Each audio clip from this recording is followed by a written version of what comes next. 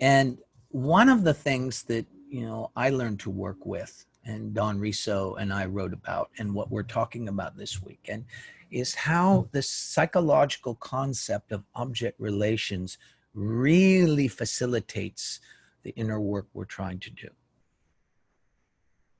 And again, awareness of object relations with and from presence is like magic in how quickly it can unfold things for us.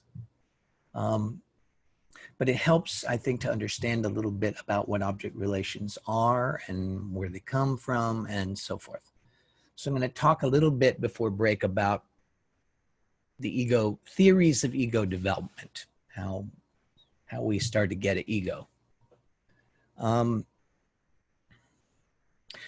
The interesting thing about object relations, which I usually bring to our attention, is the fact that they introduced a new insight, which is that all egoic states are relational. For there to be a self-concept, it has to exist in relation to a concept of other. For there to be some kind of me, there has to be a you. And me is different than I, by the way.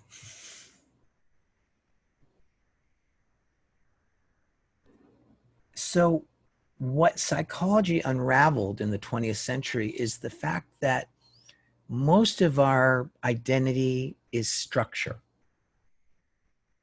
Most of what we take to be ourselves is pattern, structured patterns, psychological patterns. And we take our sense of identity from those patterns, and those patterns also tend to determine largely what we're looking for and seeking and what we're avoiding. And really, to get into this in as fully as it could be, it touches, of course, into Enneagram type, into the passion, it touches into the instincts, touches into everything. But before we get into all that, let's just keep our focus on the object relations a bit.